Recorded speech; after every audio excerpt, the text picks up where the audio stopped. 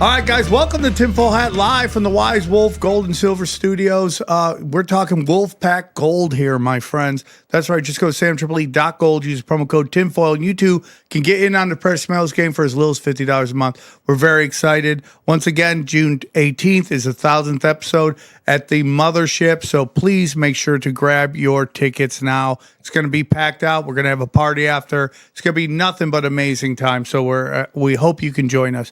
Very excited to have our next guest on. I've been seeing his clips popping up everywhere.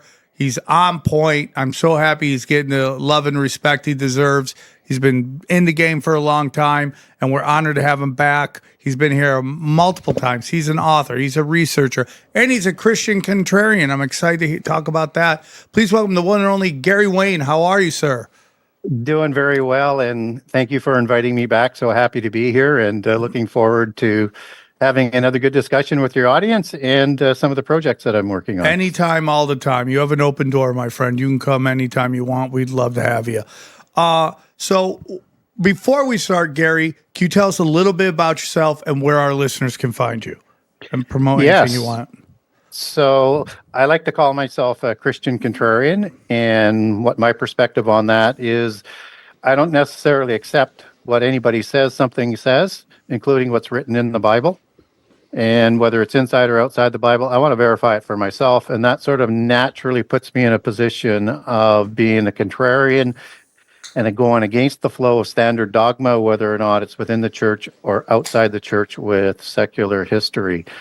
So where people aren't familiar with who I am and what work I've done, I'm an author of 2 books, the Genesis 6 Conspiracy, Book 1, How Secret Societies and the Descendants of Humankind Plan to Enslave Humankind. That's the dark one in the background, the brown one. And the sequel to it, that I said I never would write, but I did, is the Genesis 6 Conspiracy, Part 2, how understanding how prehistory and giants helps to define end-time prophecy. And that one's more targeted specifically for Christians, that goes deeper into the Bible than any other book does out there, and in ways people haven't thought of.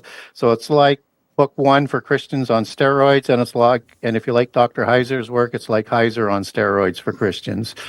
And then I also have another project that is coming out April 1st. It's a novel, so it's co-written by myself. My research, my eschatology goes into it, and it's called the Opprimo Conspiracy, AI's Covenant with Babylon. The best way to get a hold of me, find out a little bit more about my books, is to go to my website, which is the Genesis6conspiracy.com, the number 6conspiracy.com. And on that website, there's a generous excerpt of each of the chapters of Book 1 and 2, and there's a Buy Now page where you can go get Book 1, Book 2, which is the first 2 buy pages. By page 3 is the bundling page. It's now for the Opprimo Conspiracy. By page 4 is bundling for Book 1 and 2 with discounts. And by page 5 is the bundling page for all 3 books. Those books are all available on Amazon and Barnes & Noble, Kindle version on Amazon, Audible versions on Amazon, as well as the Opprimo will be released April 1st. It will have the Audible and print going with it. And I go deeper on giants, I go deeper on prehistory, and I do things that drive people crazy on end-time prophecy. So that's who I am. I'm a contrarian, and I like to back up everything from what's in the Bible. I love it. These are a few of my favorite things. I'm very excited to talk to you. When you say you're a contrarian, I find that I'm very interested in hearing what you have to say. You say you find things in and out of the Bible. So is the Bible to you the end all when it comes to Christianity? Yeah, for me it is. And what I say and why I say that is all religions in Christianity, all sects of Christianity, likely a better way of putting it, base their doctrines on what's written in the Bible. What happens with organized religion, unfortunately, is they have a very biased approach to whatever particular set of doctrines that they're promoting. So I would put the Bible higher in terms of understanding than trying to understand what church doctrine is. I would learn it for yourself. And what you're going to find is that once you start to understand the Bible from your own reading, and it takes work, it takes a lot of work, you're going to ask questions that they don't want to hear. And that's where you'll start to find a little bit of the pushback. But if you're going to be providing hope for the world, you ought to be able to answer the hard questions. And so as a contrarian, that's what I like to do. And I like to be able to take that back to the Bible. And I also look at how the Bible intersects and vice versa, how the secular world and the polytheist world intersects with the Bible in terms of the history and end time prophecy. I'm interested in all that. What, if you don't mind me asking, and if you don't have one in mind right now, that's fine too. But what are some of the questions that you find that people ask when they actually sit down and read the Bible? Yeah, there's so many. My email is just loaded with questions all the time. So, what are some of the more common ones about the Bible?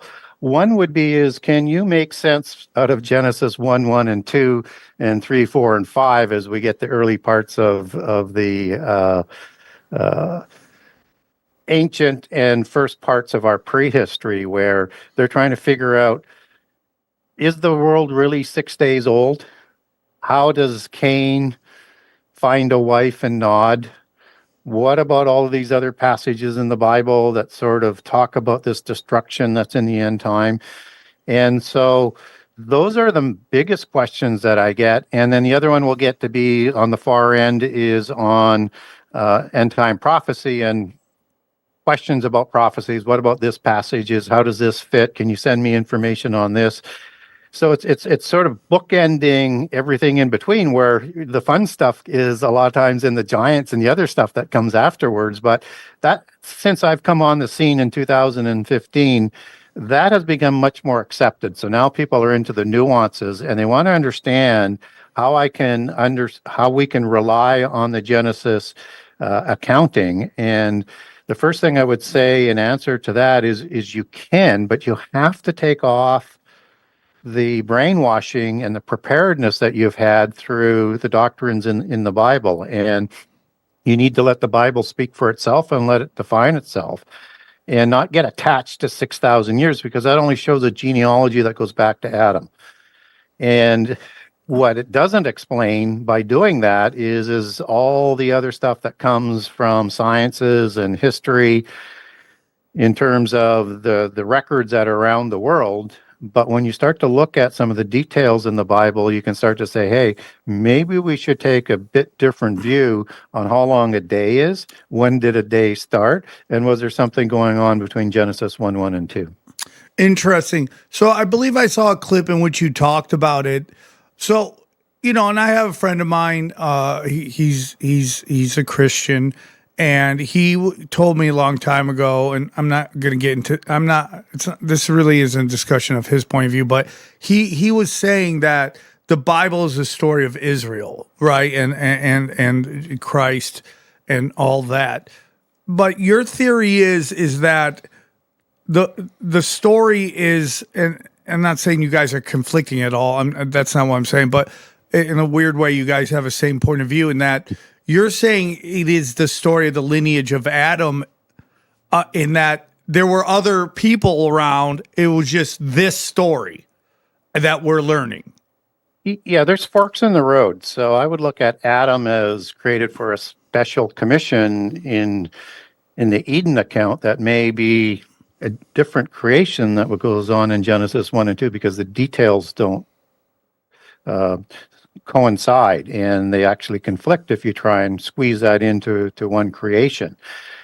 And so how that connects into what your friend is saying is, I don't disagree with that, because Adam, through Adam and Eve, and then through Seth, and then through Noah, and then through Shem down to Abraham to create Israel, is that lineage. And Jehovah the Elohim in the Old Testament, Lord God, as we would get that in the KJV, is going to be with Adam and with Noah and the patriarchs of Israel, like Abraham, Isaac, and Jacob, before the Israel nation is completed, and will be also the one that's intimately intersecting with them all the way throughout Israel's history, right up to him coming in the flesh as the Messiah and then being rejected by his people. And so if you're looking for a solid sort of definition of that is that Israel comes out of the Adamite lineage, as does our Messiah. Interesting. And Johnny, do you have any thoughts? No, it's it's fascinating. I think I always enjoy learning about, Different perspectives. Yeah, for sure. Yeah. Okay. So one of the clips I saw, and then we're going to get into your book. Batman is symbolism of Nephilims. Is that it, or Batman was a Nephilim, or what is it? Because I loved it. Yeah, so it's a good opening into sort of a never land of polytheism in terms of understanding how the world works. So Batman, as we know it today, is a hero and a superhero. So something sort of almost preternatural or outside of this world as superheroes are understood. And in the ancient understanding of the word hero, and in fact, even in some of the English translations in Genesis 6:4, instead of having, the mighty ones of old, it's going to have the heroes of old. Why? Because that's a standard legacy that comes out of all of the languages, where a hero was understood in the ancient world as the offspring of a fallen angel or a god and a human. And that offspring was a giant. So what would be a classic example of that people might be familiar with? Well, in the Greek history and mythology, depending on how you want to view it, I look at it as at least a strong recollection of history. They have Zeus after the flood, who is going to marry a human female named Alcmene to produce Hercules, who's going to be a giant and is going to produce a bloodline of royals and kings in the Herculides bloodline, or the Gaies and Gyges kings that show up in Assyria, Anatolia, as in Turkey, in Crete, and southern Greece. And this is a story that's told all around the world, and Hercules is a hero and a titan. There are two types of titans, one of heaven, one of the earth. Hero would be equivalent with titan of the earth.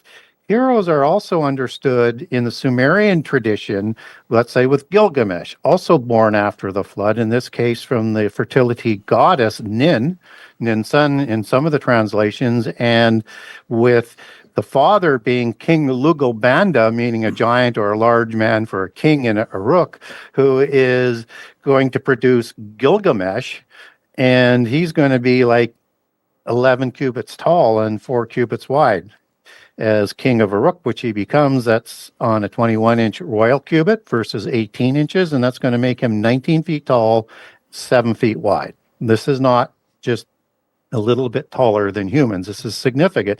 These are the heroes in that sort of understanding. So where I'm bridging this is that a demigod is the offspring of a human female and a god or a fallen angel, and so are heroes. And so these are supernatural, marvelous beings, just as you have marvelous as a description of the giants in Enoch 2, and is also used for superhero comics like in Marvel. It's not a coincidence. Interesting. Yeah. So now as we look at this sort of concept, and just before I get into something really interesting with the Batman aspect, is that if these are offspring of fallen angels, they're going to have a look that's like the gods or fallen angels that actually produced them. So if you had a cherubim and he was going to produce an offspring, and cherubim have 4 faces, depending on what face that cherubim would take, what DNA would be passed on in that copulation to produce the offspring. So a cherubim has a face of a man, and kind of like the Superman look, with dark hair. Typically we get those with dark, bushy black beard as well, and that type of superhero, or in that type of ancient Watcher, Nephilim, Anunnaki giant. And it also had a face of a lion. It also had a face of a bull, and it also had a face of a bird, like an eagle or a falcon. And so now we start to get into what that might look like in terms of superheroes being not just entertainment, but a reflection of our history as it was in the days of Noah, both before and after the flood.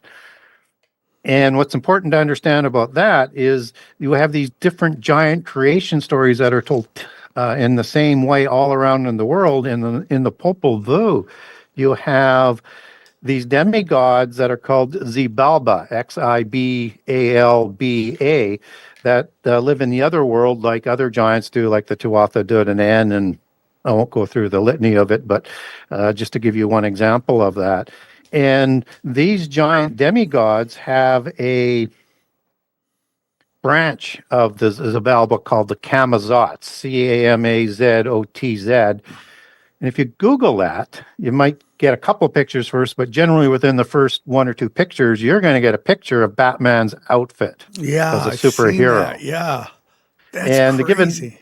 Yeah, it's crazy. And just to give one other example to link it sort of back. So with Superman, the first one, Superman is a Messiah-like character who's coming to save the world, but his name isn't Clark Kent. That's his persona in humanity. He comes from a different planet, so to speak, and he comes with the name of Jor-El, and Jor-El is his, Kal-El, and Jor-El is his father.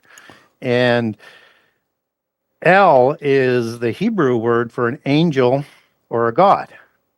So now this is the house of El. El was the parent god in the Canaanite pantheon, father of Baal, and Baal creates the Rephaim giants after the flood. El created Nephilim giants before the flood. Now that word Kal-El, that's got a significant importance that they're taking that name from. It comes from a word in Hebrew, Kal-El as well, Chalal, as it comes out of the Hebrew. So now go into Genesis 10, where it's talking about Nimrod, who became a mighty one, or a Gibborim, which is used to describe giants, Gibbor, Gibborim being the plural. Kal-El is the Hebrew word there. Wow. That's crazy. It's so deep. You're just watching a movie, you're like, oh, this is entertaining. Then you just start to really dive into it, and it's I don't know if it's darker, but it's like it got way more depth. Like they try to make these superhero comic book movies so like vapid, but really there's so much depth to it. Well, there were comic books first. Yeah, that's crazy, man. That's crazy. Well, thanks for doing that for us. I was very excited to talk to you about that. So let's get into your new book. Where do you want to start? Yeah, so the name of it's the Opprimo Conspiracy. That has a title that's a Latin word that means to crush, suppress, and dominate. And in that book, what we're trying to do with it is bring about how the last 7 years might come about. And it's done in a way that's through my research in book 1 and book 2, where we talk about connecting prehistory to end time prophecy. And so we're going to have bloodlines, connections, with an understanding that nothing new is under the sun. What was will be again. And the understanding of this only brings grief and sorrow. That comes out of Ecclesiastes 1. So what has happened in the past is going to happen again, just as the end times is said to be like the days of Noah.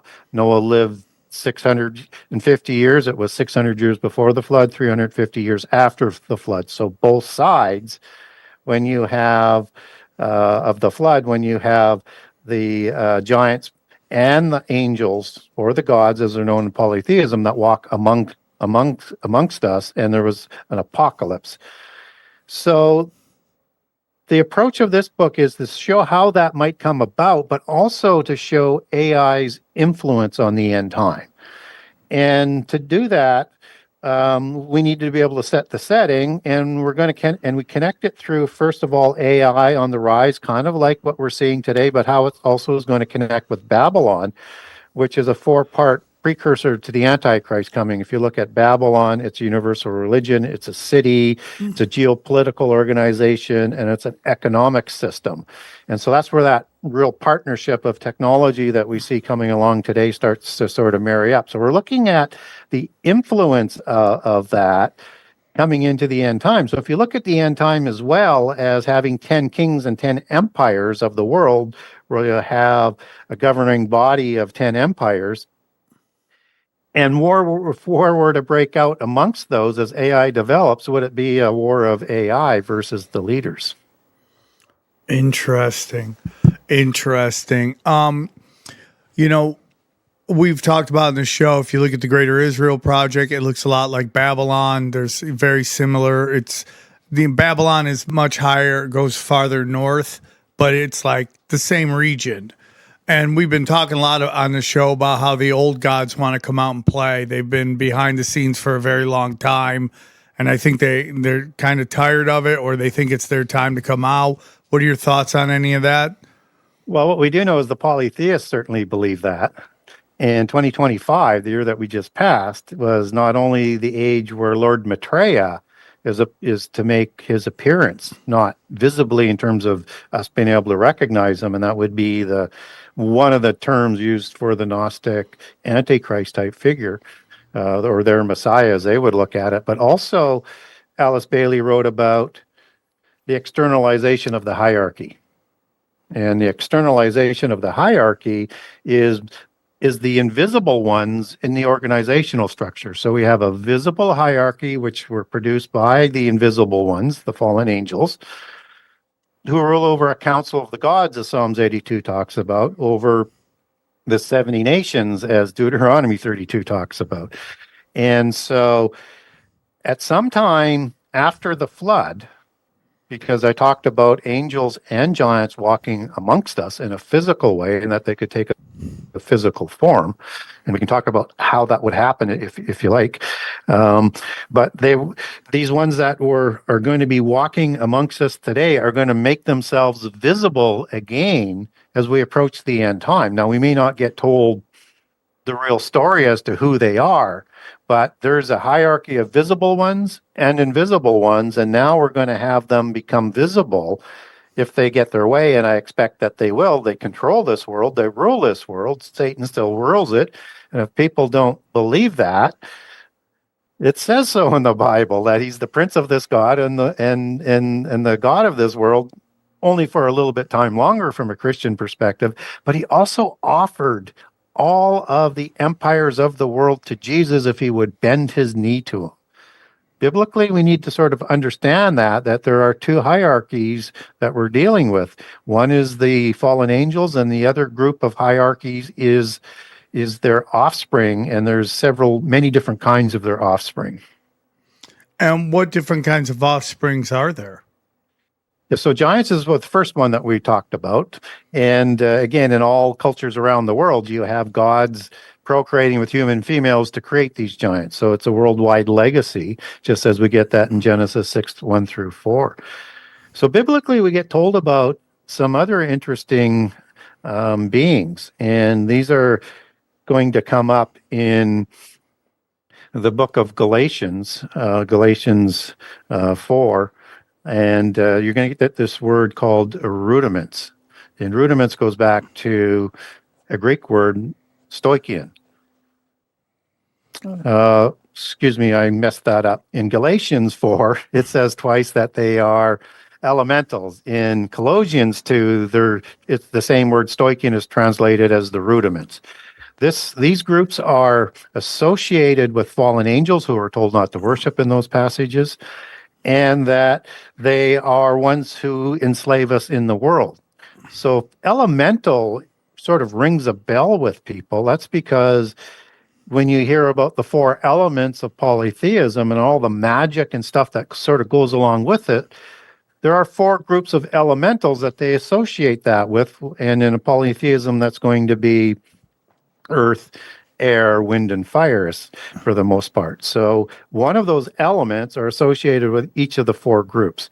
One is called salamanders, which is a reptilian being that's taller than humans, and typically same as in the mythos. As you have the reptilians that are shown in the physical inner earth in that mythos, and also in the alien mythos, they tend to be larger than humans a little bit and of the same kind of description. In the elemental little ones, as in fairies, we would sort of understand them, you have three groups. You have mischievous ones like leprechauns. You have beautiful ones that are also called little ones as a specific group. And then you have some ugly ones like gnomes and dwarves and hobbits and things like that. Things you're going to see in not so Christian literature like Lord of the Rings, for example, and other types of literature like that.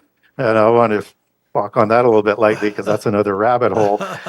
But one of the groups that are in the ugly ones are the gnomes, and they're in charge of technology, they're in charge of genealogies, and they're in charge of the knowledge. And they have flying machines, as they're recorded coming through history, that come through fairy dolmens or portals. Dolmen means portal. You want to Google dolmen, it's going to be, it's Dolmen. It's going to be like this mini sort of Stonehenge with two sides like this of stone and then a capstone. And that's dolmen as understood in polytheism, a portal to another dimension, to the other world, to Sheol, to Hades, to Argatha, all the different names that is known in polytheism around the world.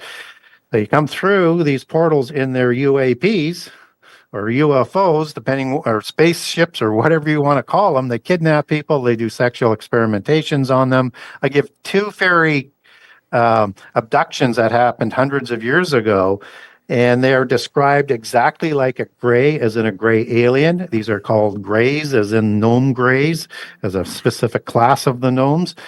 And that it is identical to an alien abduction. So when we look at the UFO sort of mythos, as we link that into the elementals, these groups kind of show up in that. It's kind of like looking at Star Wars, except that they're interdimensional versus intergalactical. Dude, that is fire. Damn. That was fire. Hey guys, real quick, I want to tell you the crypto market is a great place to make some quick cash. And there's nobody better to listen to than James McMahon and Copy My Crypto. Let me tell you about Copy My Crypto. Does it piss you off to watch crypto fly up in price for over a decade and you've still done nothing about it? Yeah, it makes sense. Crypto is complicated and really boring. But here's the good news. You don't need to know a thing about crypto or to make money like so many have. The CopyMyCrypto.com membership site shows you the exact cryptos that YouTuber James McMahon personally owns, which means you just copy him. It's like having a big brother who knows what he's doing. You don't need to know a thing about crypto or how to invest. You just simply copy along. So let me tell you about James, okay? He runs Crypto with James YouTube channel, which has like 100,000 followers on it, like subscribers. It's unbelievable. In the summer of 2020, he told his viewers to buy 26 cryptos. Had you put in $100 in each one, it went on to be worth over $123,000. Of the 26 cryptos, his top pick of the year, the one he singled out, called Phantom, went up 692 times from when he said, okay? That one call alone retired a number of people, including guys in their 20s and 30s. Remember, this is public knowledge. You can go on YouTube and verify this yourself. So if you'd like to join the over 3,000 members who copy James, then pause what you're doing and head right over to copymycrypto.com/TFH. That's copymycrypto.com/TFH. That's TFH. You'll not only find proof of everything I've said, but our viewers get full access for just $1. Okay? Yes, you missed out on Bitcoin. That's fine. You can even get a little piece, but don't even worry about that. But there's over 2 million other cryptos. Do you really think you've missed out on all of them? Guys, don't waste any more time, okay? Go to the site and read it for yourself. Once again, that's copymycrypto.com/tinfoil hat. It's ended money worries for so many. It just may do the same for you. And we thank him for sponsoring the show. Hey guys, real quick, I'm going to tell you about our good friends at Home Chef, okay? Let me tell you about Home Chef. As the new year kicks off, I'm trying to simplify everything I can, including dinners. Okay, with work, routines starting back up, long winter evenings, having Home Chef deliver fresh, pre-portioned meals takes a huge weight off my plate. It's the easiest way to start your year feeling organized, well-fed, and way less stressed. Home Chef makes cooking simple, fresh food delivered, easy recipes to follow, and meals that actually taste great. And people really love it. Home Chef is rated #1 by users of other meal kits for quality, convenience, value, taste, and recipe ease. They've worked with chefs like Gordon Ramsay, and there are always new ones to discover to bring restaurant quality recipes straight to your kitchen. Whatever kind of day you're having, Home Chef has you covered, from classic recipes with fresh ingredients and 30-minute meals to oven-ready trays and quick microwave lunches. There's even a dedicated family menu for easy 4 to 6 serving dinners.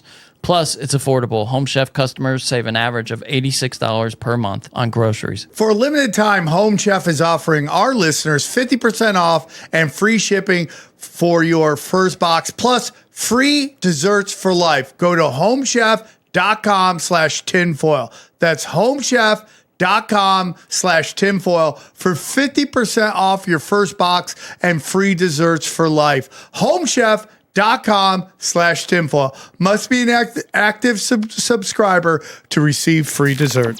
When we call them invisible, that obviously means we can't see them. But is it that they're cloaked, or are you saying they come here from other dimensions? So, depending on which group that we're talking about, the natural state of a fallen angel is in the spirit form. And they come from heaven, which is a spirit dimension biblically. And so they can be in this world, and they would be more translucent in that physical form, like a being of light and no real flesh. But they have the ability to take that spirit in the physical world and change it into a soul and a body where the spirit will merge in with the soul. So biblically, we're told there's a spirit, there's a soul, and there's a body. The soul and the body is of this world. The spirit that comes from God comes from heaven. And when we go to sleep, as in die, our spirit will go back to heaven in a sleep-like state. And this is spirit sleep, not soul sleep. That's a physical world context and a whole dogma that goes in behind that, which is different than the offspring. What happens to the offspring of these fallen angels? So they're going to create something that biblically we can look at the word in Greek as being oiketerion, and that means a dwelling place for the spirit. And we get that twice. You get different forms of it, but it's not specific, and there's derivatives of the words that carry some of the meaning, but we want to be careful on the derivatives that coming out of the original languages. So in Jude 1:6, you have these fallen angels who left their habitation. That's the Greek word oiketerion. That was in heaven. So you have an oiketerion, or a dwelling place in heaven, same one kind of thing that God is, or Jesus is promising us, that he's going to have a home for us in heaven. And that you also need this oiketerion to interact physically in the world. You can be here as a spirit, but you can't do all the things you can do physically, like reproduce. You need to be able to do that. We get that used one other time in 2 Corinthians 5:2, and it's called the house in heaven. And in that passage, we long for our house in heaven, even though we already have our own house on this earth. That house in heaven is oiketerion. So that's what they do, is they create that. So when Jesus becomes flesh, there's no sex involved like in the creation of the, let's say, the coming Antichrist, who will claim a pedigree that will go back to a god of some sort, in my understanding. And so you have the Holy Spirit creating within Mary, from her obviously female parts, an oiketerion, a soul and a body, so that when Jesus is born, that spirit becomes flesh. And so this is not an incarnation. This is something different. An incarnation is a polytheist term that angels can do as a spirit form to use their avatar capability to utilize an avatara, which is the receiver of that spirit. So where do we see that in a sort of an easy understanding for people? Vishnu is one of the main gods of the Hindu pantheon, and he incarnated into Buddha to give him the wisdom to create Buddhism. Antichrist will receive an avatara. Will be an avatar for an avatar, sorry. So how do we know that? Well, What we do know is he receives power from Satan in 2 Thessalonians 2 and Revelation 13 from the dragon. So he's going to receive power from somebody. And it would seem that he's going to be that incarnation. Why? Because he's also going to fake the resurrection with the mortal head wound. So when we look at who is coming in that allegory of the end time Antichrist from Gnosticism that we talked about, who are they using? Lord Maitreya. Lord Maitreya is Mithras. Mithras is part of the Zoroastrian religion, Yes. both before and after the flood. And this comes from the Avesta version versus the Sanskrit version of the Indus Valley. So the Persian version that also shows up in the Roman history in the time of Jesus with the Mithraic religion. Mitra in Proto-Indo-European, Mitra, is that H is silent and isn't there in the more ancient form of the language. He incarnates like Shiva does at the end of a period, and in this case, in the age of Aquarius, to destroy the world by fire, because like Shiva, Mitra destroys the world by fire and then recreates the new world going forward. And so this is the one that incarnates into Lord Maitreya in the end time. So we can see that there is a concept here that we need to understand if we're going to prepare for polytheism. Not only what we need to know from the Bible, but what the other forces are going to be doing to bring about the end time. And they're going to try and do it before the end time.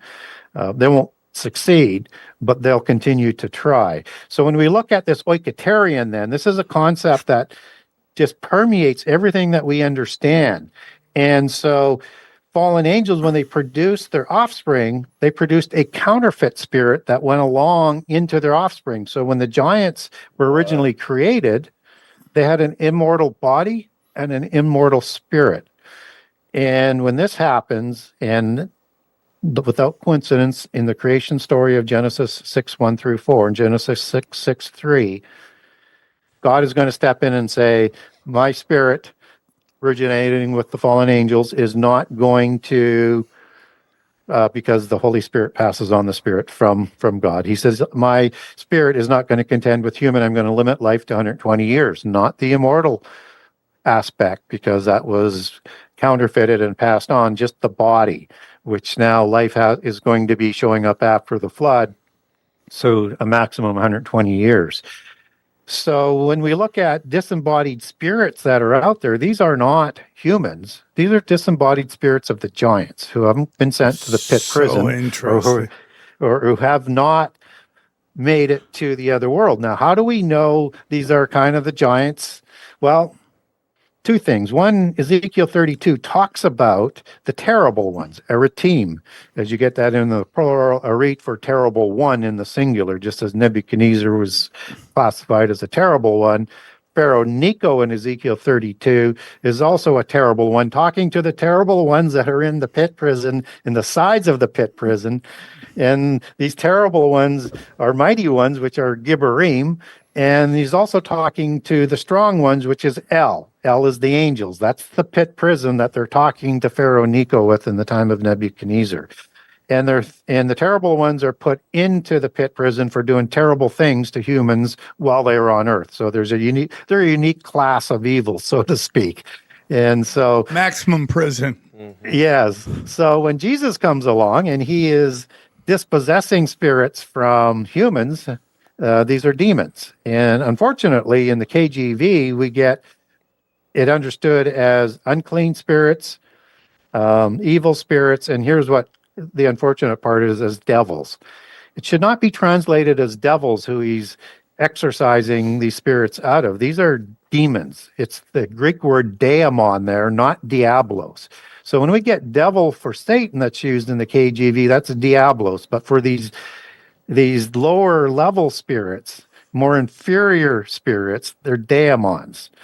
And of course, that's the same word that's used for the invisible, immortal-like algorithms behind AI, but that's a different rabbit hole. But you start to see how this terminology is important to understand.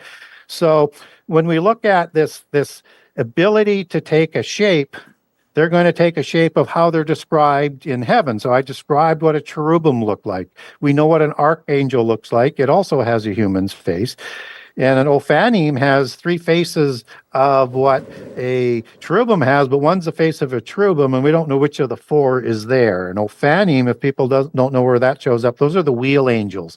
Where it's talking about the beings, that's Ophan, as the book of Ezekiel talks about, and Ophanim in the plural, where it's just the concentric wheel part. That's Gagal, the Hebrew word there. So there's two different uses of the word being translated as wheel. These are the wheel or throne angels that are in there. So as we look at another kind, which is really important to understand the gods, their pantheons, and a lot of the imagery that we see coming down through polytheist religions and elsewhere, it's the seraphim who have a serpent face, a dragon face, and 6 wings. They're 6-winged dragon angels, heavenly angels. And when they take a physical form, they're going to produce like physical offspring. So if you want to Google forward, we talked about Pharaoh Necho, who would be downstream from where Akhenaten comes from in terms of the time frame to a certain degree. And Akhenaten lives about 1,000 years after the flood. And if you Google him, you're going to see him, particularly look at a side profile, you're going to see this elongated skull that the giants had. And any of the ones where they don't have a hat on or a crown on of some sort, they don't have any sutures. And they're monstrously bigger than humans, and you cannot bind a human skull and have any volume created. You can make them elongated, but you can't increase the volume, and you can't make the sutures disappear. And he's got high cheekbones, large wraparound eyes that would have glowed, lit up a room. They're called shining ones, the giants. And high cheekbones and a long protruding chin, and you've got a serpent look. And just as you have serpentine imagery associated with the cobra, not only with the Egyptian religion, but also into the Nagas of India and with most of the pantheons around the world. So when seraphim angels, who populated most of the pantheon, took a physical form and ruled from the council of gods, they were more serpentine or reptile-like beings. So now that starts to make sense of why you have Nagas in India, dragon creator gods in China, and this is both before and after the flood, or dragon plumed or feathered serpents with the Popol Vuh, just as you have the Uraeus gods, Uraeus, and if you Google that, you get this flying serpent. These were gods like Baal, Osiris, Zeus. These are the chief gods of the pantheons. And so the serpent imagery was passed on to the king. So when you get into like Sumerian texts, for example, which are antediluvian, they're referring to not just the gods as serpents, but also the kings. After the flood, you start to have an issue going on where they're having a fertility issue, and an inability to produce females is the most significant part. And we get that out of the Eretim definition of the terrible ones, which means they had a fertility issue or having an ability to produce. And as part of that definition, and so they have to intermarry with humans. So you get a diluting of that bloodline and a more human trait starting to take form. So that's why you have Akhenaten 1,000 years later. He still has some of that look, but not what he used to look like. So there were no female Nephilim giants. No, there were female giants. There were just very few of them after the flood. They can't swim. Yeah, we actually get examples in the Bible of female giants after the flood. So before the flood, there wasn't a fertility issue. They could produce in great numbers, and they would produce significant amount of females. Titandes, as they would have been known in the Greek writings before the flood. So you have in Genesis 36 an example of 2 marriages that are pure blood human females, pure blood giant females who are going to pass on the bloodline type and DNA into the next generations, which is why they used a pure blood female in the fairy allegorical application of the matriarchy to pass on those traits, because that's what carried on their race, that would sort of reproduce their traits as best as they could going downstream. So who are they?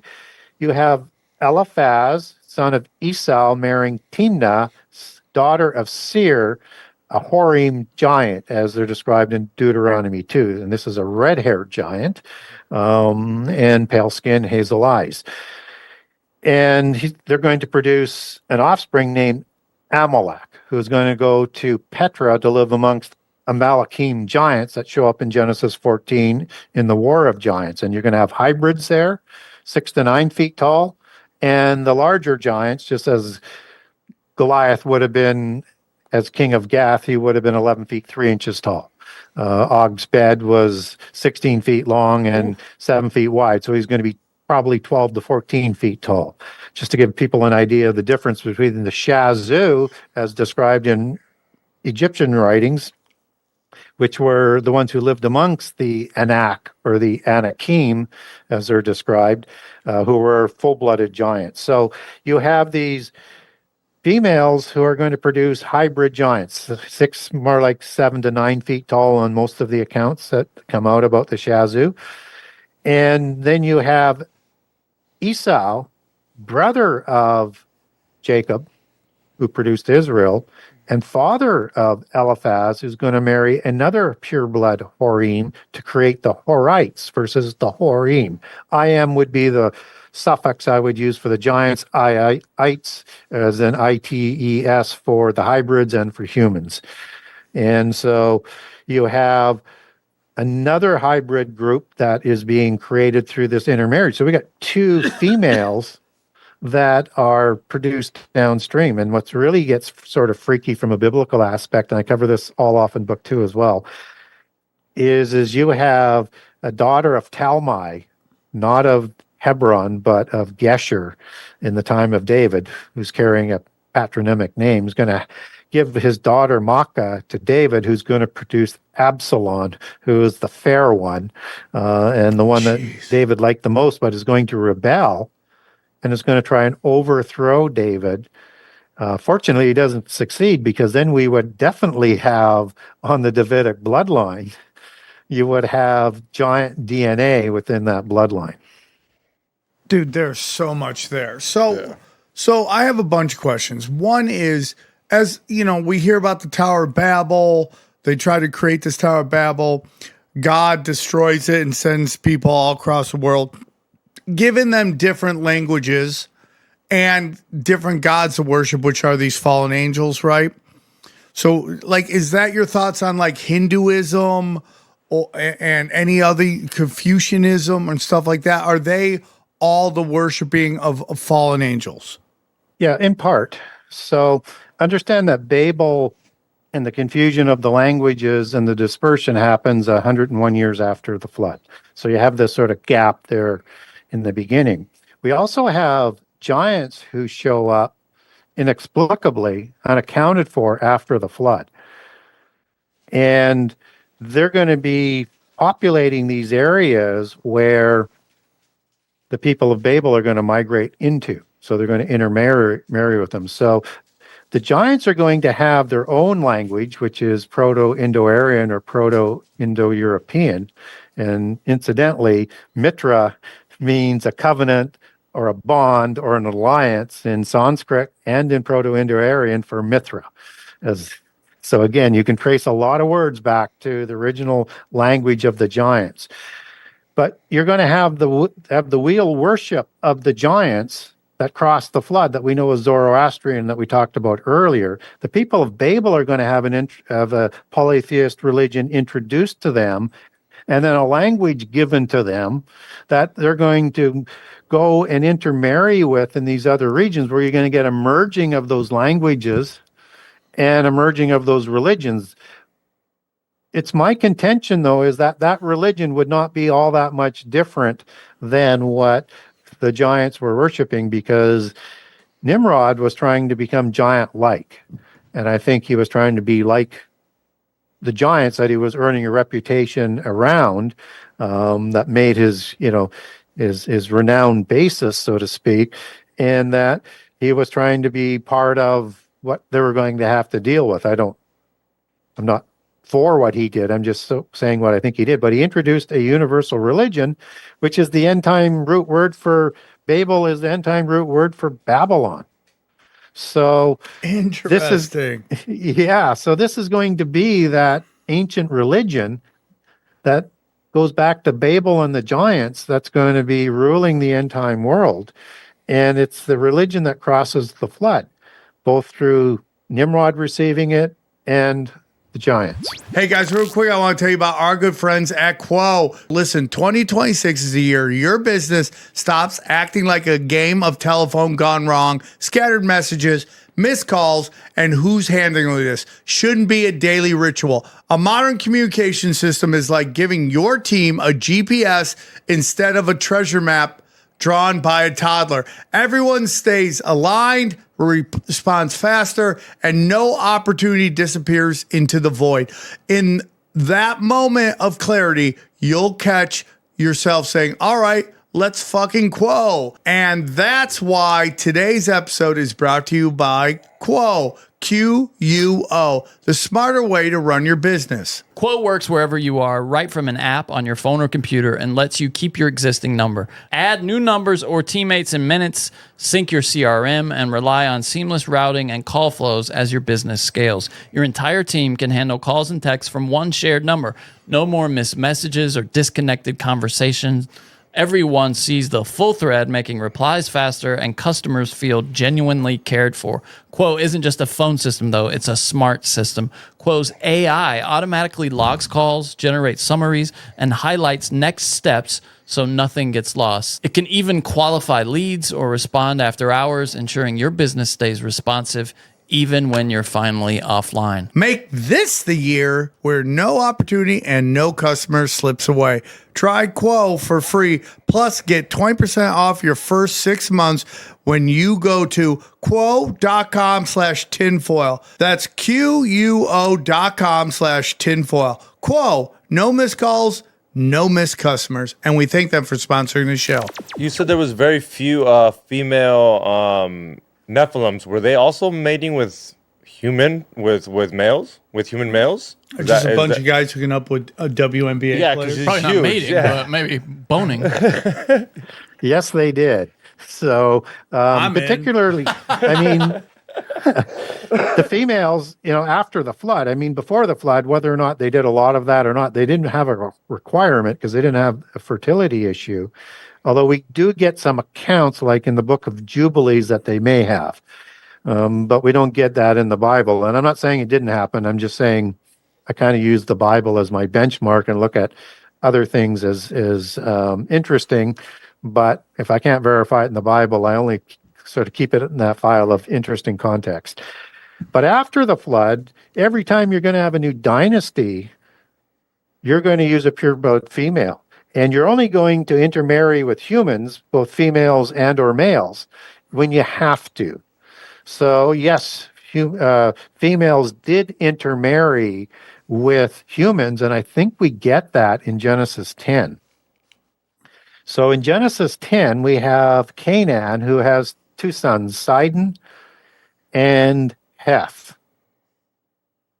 And you have 9 patriarchless tribes, like the Amorites, like the Archites, like the Jebusites. I won't name them all, but they're all don't have a patriarch. All the other 70 nations have a specific patriarch. So after the flood, Canaan is receiving the curse of Ham, and his curse is to serve other nations. And I think he's looking to not want to have that happen. So he's likely the source to intermarry with a female goddess to start producing the Rephaim after the flood as one of the sources. You would also have like Baal that would also take a Canaanite female to produce offspring as well, where you would get 9 patriarchless. But Canaanites, Hethites or Hittites as we know them, And Sidonians were also understood as hybrids as well, like the Amorites. And they were also understood to be in the same height range as the Shazoo that we talked about earlier. And so if you're having that go on, and these aren't new giants, then you've got both male and female giants that are procreating a lot more than what we thought. Now, when we move over to Nimrod, who's going to stay in Shinar or Sumer, he's going to intermarry according to the polytheists, and they take a lot of their bloodlines back to Nimrod. He is going to intermarry with either a female goddess or a female giant to reproduce the bloodline, but likely it's going to be a female giant. Interesting. So, we have this flood. It wipes out so many of these giants, right? They're gone. Some survive, you're saying, and are they in hiding now, or have their genes been so diluted that we don't see them at the height that we saw them before? Yeah. So we get there's more than two accounts. There's three.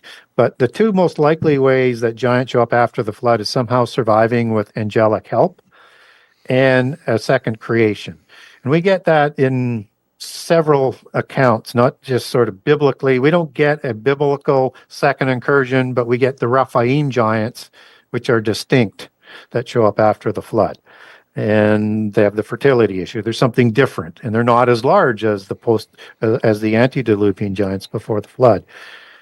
So in the Sumerian version, we get like the Gilgamesh creation after the flood, but we also have Gilgamesh's name that shows up in the Book of Giants before the flood. So he either survives, or this is a second creation, but we get his creation account 6th generation after the flood with Lugabanda and the goddess Nin. So we know they have survival, and we also know they have a second incursion there in their various accounts on giants. You get the same thing with Hesiod talking about giants in Greek mythology, where you have the original giant race that caused all the wars before the flood and were killed off, and then you have the offspring gods like Zeus that are producing giants like Hercules after the flood. And to understand prehistory, separate the parent gods from the offspring gods. So the parent god for Greece would be Kronos and Uranus before the flood. After it's Zeus. Zeus is the offspring god. Baal is the offspring of El. Baal and Anat rule after the flood, and El and Ashtaroth ruled before the flood in that one. And it's the same story in all the pantheons around the world. So if you want to understand a timeline in prehistory, know who's reigning, and you could have Baal mentioned in the time of El, but he's not reigning. So you know that's before the flood. Just as you would have Zeus before the flood with Kronos, but again, after the flood, you don't get Kronos. Why? Because they said they killed him. Well, they didn't kill him because you can't kill an immortal being. Maybe God can. Those gods are in the pit prison, and they're like dead. And then the offspring gods would go there as well for committing the same crimes. And in the Ugaritic text, we get Baal and Anat and the Baalim Council of Gods who are procreating giants. So one of the several names for Baal is, he has names like Hadad, for example. I won't go through all the ones we are listed on. The ones that people don't usually mention is Rapiel. There's a few different translations, but that's the word that gets passed on as the patriarchal name of the tribe of the Rephaim giants after the flood. So Amur also was a god of the Baalim Council. Amuru, as it's transliterated into the Sumerian region, and he produces a son named Amur, and Amur is the root word for Amorite. Amoree in the Hebrew. And so he's the patriarch of the Amorites. So we get these linkages in terms of how this works. So I'm more comfortable with a second incursion and how giants show up after the flood, and they're distinct because of that and the new restrictions that were put on after the first incursion. And also I leave a door open for them surviving, because we get different kinds of giants as well, like these dark-haired giants. They could be cherubim, but they're quite a bit bigger at 19 feet tall than 12 to 14 feet tall of the ones that are in the northern part of Greece and in the Covenant land region. So biblically, we can make a case for that, because in Genesis 6 and 7, and it says it twice, God was only going to destroy everything he created. He did not create the giants. So with angelic help, they could have went on another ark. They could have went in the earth. They could have went through a portal into another dimension. They could have been off the earth with angelic help. So if we have giants surviving the flood, that's probably how it would happen. Could they be around today? Certainly possible, probably with a little bit of technological help. And that would come about likely in some sort of chamber, a stasis chamber. And what I would sort of talk about in reference of why we can sort of talk about that as a possibility is this. We know the angels had great technology. We know they passed it on to their offspring. We're likely just catching up to that technology today to be like the days of Noah. But there's an interesting FOIA request that would suggest there's a technology to keep people alive. And it's FOIA request number F dash, and I'm going to read this so I get it right, 2019-02110. And it's from a person named Denetra D. Senigar, Senigar. And here's what it says. She's from the Hillary Clinton office. Oh, yeah. Nice. This is word for word. I don't have what the information they got. I only have the FOIA request. And you can pull this off the government organizations, and I send the link to people all the time. And it says, Denetra D. Senigar requesting documents pertaining to the resurrection chamber of Gilgamesh, the location of his body, and the location of the buried Nephilim. So you only want a resurrection chamber if it can create a resurrection or a stasis or whatever that is, so that a dead body could either come from the dead, or you could repair a limb that was missing. And you only want the body and the body of other Nephilim if you're after DNA to try and backwards engineer that DNA to create new Nephilim.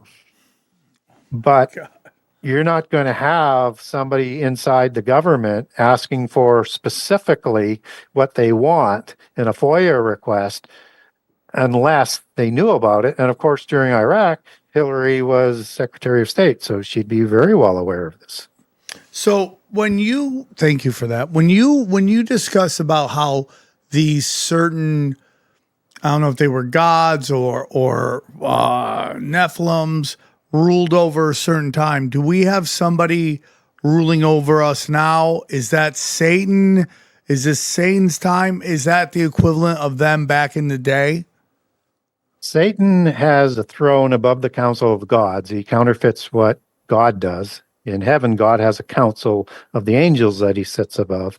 In the mountain in heaven, Satan has his mountain on this earth, which is Mount Hermon. Ugaritic texts, it's understood as Mount Saphon. They kind of locate it on the Mediterranean, except that Saphon is the mountain of the north, and Mount Hermon is called the mountain of the north in the Bible. That's Hebrew Saphon, which is a derivative of the original Semitic in the Ugaritic text. So it's the mountain of the north. Saphon means north in both Semitic and in Hebrew. That's the council of the gods. And we get the council of gods in Psalms 82 that I talk about. And so when you had the parent gods before the flood ruling, this is the hierarchy, the externalization of the hierarchy that's coming back. And you have this council of gods. It's just not visible right now at Mount Hermon. This word hierarchy comes out of Greek that means a sacred assembly of archons. Whoa. Archons are the ones who rule this world. The prince that rules this world is an archon. These are, as you take it back to the Hebrews, you look up some of the passages and use interlinear or concordance to go back to do that. So this council of the gods that the parent gods ruled over, they were understood as the host of heaven that we're told not to worship. They're stars. They're allegorized as stars. They would have a star assigned to them. They have 7 wandering stars, like the 7 days of the week, which are the 7 most important ones, which are understood in the book of Enoch as the 7 Satans. So this council of the gods has a hierarchy and a rank and order to it. The word host means an army of angels. It's the Hebrew word Saba. An army of angels has rank and order. And so when the parent gods were sent to the pit prison that were talked about in Jude 1:6 and 2 Peter 2, and who Jesus was visiting in 1 Peter 3 with very, I think, distinct things he was saying to them, they went to the pit prison, and then the parent gods moved up and took over that council. So Baal, Osiris, Anki, Enlil, Zeus, Quetzalcoatl, all the offspring gods around the world reigned. When they were removed for the same crimes, as referenced in also in those accounts in Jude and Peter that I was talking about, as in the time of Sodom as well. And I mentioned Noah lived 350 years after the flood, as well as 600 before. They committed the same crimes with creating strange flesh, which is heteros, which means a different kind, a different species that they were having sex with there at Sodom, and likely where the second incursion would have taken place by the inference in that passage. The offspring gods were sent to the pit prison as well, and these are the ones that Pharaoh is talking to. Parent gods, offspring gods as the strong ones in Ezekiel 32 in the KJV, the strong ones El, and also the terrible ones, which are the giants that are there, which are the mighty ones. Hebrew Gibor, Giborim in the plural. So after Babel, sometime after Babel, probably shortly after, the offspring gods are removed. And then you would have other gods that move up, and they rule over the council of the gods that rules over the 70 nations that's talked about in Deuteronomy 32, where there are 70 nations as numbered by the amount of children that Jacob has in Israel, Exodus 1:5, which is numbered at 70. It's the same number as the 70 patriarchs in Genesis 10 and 1 Chronicles, keeping in mind there's 9 patriarchless ones, but 70 nations nonetheless. And it's the same number and numbered by the nations of Adam's sons before the flood, so by inference it'll be 70. And these are called in the KJV the sons of Israel. In the Septuagint, it would be the angels, and in the Aramaic and in some English versions translated out of the Aramaic versions of the Dead Sea Scroll, these are the sons of God. That's not a contradiction of terms. Jacob receives the name Israel, which is a compound word of Sarah and El being an angel or a god, in this case, the God Most High, and Sarah as in a prince or a ruler. And so the Hebrew in Deuteronomy 32 is, well, the English is the sons of Israel or the sons of God, and that would be Ben Sarah El.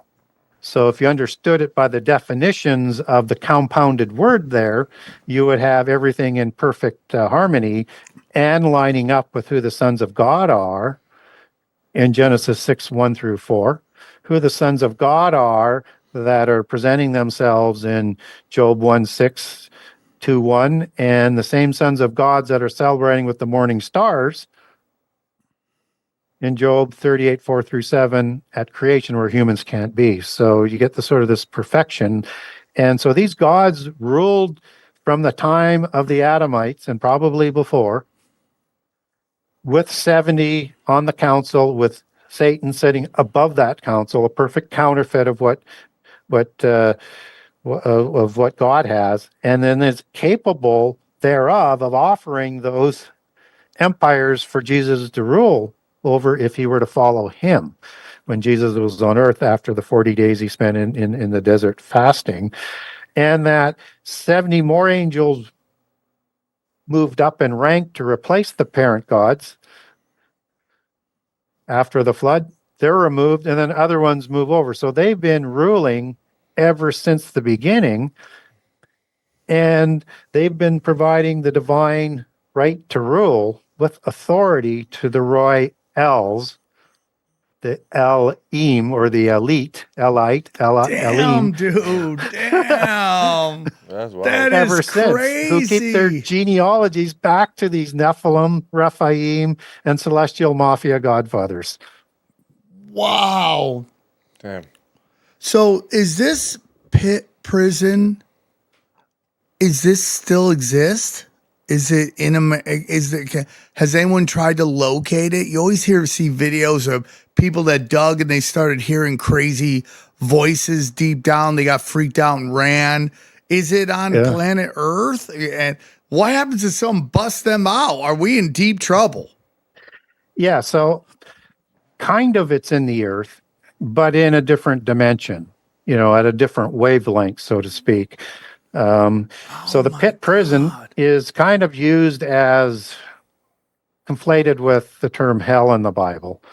And there's different locations. There's like Sheol or Hades is part of the hell conflation. Within Sheol or Hades, there is the pit prison. And then there's a lake of fire that's somewhere else. That's distinct. Could be in that same dimension, but we don't get its description in there biblically. So I leave open that it's another location. So it's kind of like understanding that when he went in the grave in 1 Peter 3, and he's talking to these prisoners in jail, he's in Tartarus, right? But he's in spirit in another dimension. And so he's talking to them. And I won't go through the whole story with that there because I don't want to lose my train of thought. So when we're looking at where the location is, it's also kind of like understanding the Sumerian version of where Nibiru is located. And Nibiru is said to be loosely, and I say loosely because it's not as accurate as it should be, is said to be a planet. Well, it's not quite true. It is a planet, and it is inside of a planet. Nibruki is the Sumerian word for planet. Nibiru is like a crossing over, but located in the same location as the planet. It's in another dimension. Nibiru is where the gods reign from. This is the same as Hades or Sheol, where the gods rule from in other religions, or the other world, or Anim, or Argatha, all these other different names for the same sort of location. So look for it in the earth, but in another dimension. And what's interesting is that you have technology that has been created now that can go interdimensionally. Like as in quantum mechanics, as in quantum computing, and in bots, which is a union of AI and quantum computing, which is interdimensional sort of technology. And that CERN is one of these locations where they do a lot of this sort of research.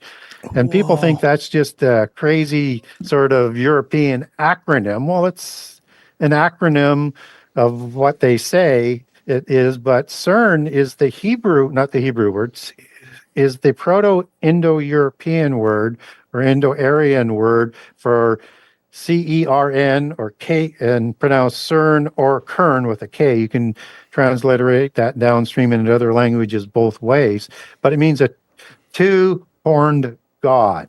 It's like a pan god. It's like a goat god. It's like an Azazel god. And guess who's in the pit prison? It's likely as a bad Napoleon, it's Azazel. And so this interdimensional technology that they have working together is designed to get into another dimension. And AI, you need to be able to, with AI, you can search multiple dimensions and multiple locations in a dimension at the same time. But if you wanted to go into heaven, as in Revelation 12, and start a war, you would need to be able to go interdimensionally. Oh my gosh. And if you wanted to free those in the pit prison, you would go interdimensionally to do that. Holy cow. Here's an interesting thing that comes out of prehistory that's important to understand. So we talked about this religion that Nimrod imposed on at Babel. We know Babel as the Hebrew definition as confusion of languages. But the Babel tradition is accounted for in a number of traditions around the world. And in the Akkadian version, they use the word, as it's transliterated into English, Bab-alu. So B-A-B-I-L-U. I-L-U is the transliteration of I-L for E-L and A-L. So as in Baal means Lord God, that's a transliteration with the A-L there as well. And I-L or I-L-U is an application for a god in Sumerian, and Bab means a gateway or a portal. So now you have this understanding that that tower that was being built, that we have no idea where the technology or the knowledge comes from a biblical perspective, except that anything they want to do, they can do, that he may have been building some sort of interdimensional technology there, which is why the language was confused. And in the Gnostic secret society version, Hermes goes and finds the antediluvian knowledge that was hidden underneath the Great Pyramid, takes that knowledge and religion back to Nimrod when they start to build Babel City, Babel Tower, and perhaps a Stargate thing that they were trying to also create. And all of a sudden starts to say, okay, it starts to make some sense, because we get these traditions of who Nimrod was and wanting to war with God. And in places like the Book of Yashar Apocrypha and other in Jewish mysticism and even in Josephus, he is saying horrible things to God, like an Antichrist would, and saying he would go into heaven and kill God if he ever got out of line again and tried to bring another flood. Well, you can't build a mud brick structure even out of, to reach into the firmament, let alone outside the firmament, into another level of heaven or interdimensionally, unless this had another type of aspect to it, that it was going to be a technology built into the ziggurat. Wow. Now, he may have also been wanting to go into Sheol or Hades to release the gods that he was worshiping. That is incredible. That is incredible that they're creating this technology. And we've said this a lot on this show. I believe they've been hardwiring mysticism, that over thousands of years they've been working on this. They've now gotten to the technology where they could create basically Harry Potter, Doctor Strange kind of mysticism and magic. Yeah, so mysticism as a religion before the flood, it's a derivative of the 7 sacred sciences that were provided to Enoch, son of Cain, versus Enoch, son of Jared, in the Sethian line. And he puts the knowledge that Adam learned in Eden into 7 sciences, and then they start to develop that knowledge. And then that's the knowledge that is merged in polytheism with the gods in the book of Enoch from the fallen angels, that is going to take the world to a level where the whole earth would be corrupted. That's the Hebrew word shakath. And that means to decay, to pervert, to ruin, to destroy. All flesh was corrupted. That means DNA capability to do that, and genome altering capability. All technology we're just starting to catch up to. And that in that belief system of the Gnostics is that this knowledge was buried underneath the pyramid, and that they stored that knowledge where it was hidden on 2 pillars, one that could survive a flood so it could float, which is obviously the one that Hermes found, and one that could survive destruction by fire. So they were anticipating destruction by fire or flood. They didn't know which means they had the technology to develop planet-destroying weapons. And so now you start to look at it from that perspective, that the flood was an intercession so that the world would not be destroyed by fire, which is reserved for the end time. And so all of a sudden now we got a whole different view of the knowledge that these antediluvians had. And it was Azazel who taught all the arts and crafts of war and most of the knowledge, and is the scapegoat for that destroying of the antediluvian world, just as Azazel is Hebrew for scapegoat, which is described as the second goat sacrificed without explanation on the Day of Atonement in Leviticus 16. I think they're sacrificing for the sins of the angels and the antediluvian world with that second sacrifice. The first one's for the Israelites' sins, but not the second. And so all of a sudden we have this Mitra equivalent in the pit prison as the leader of the Watchers who would be coming out in the end time. This is the same Azazel that Freemasons, Templars, secret societies say provided the most knowledge for their knowledge religion, which is mysticism, and to where secret societies take their beginnings back to before the flood through the development of the mystical schools that were developed by the mystical religion to carry on with the research. That's where the secret societies take their start back to. And the Templars worshipped Baphomet. Bapho-Mitra, as you take that back to Proto-Indo-European for Mithra and father, as Bapho would be understood in the Indo-Aryan languages.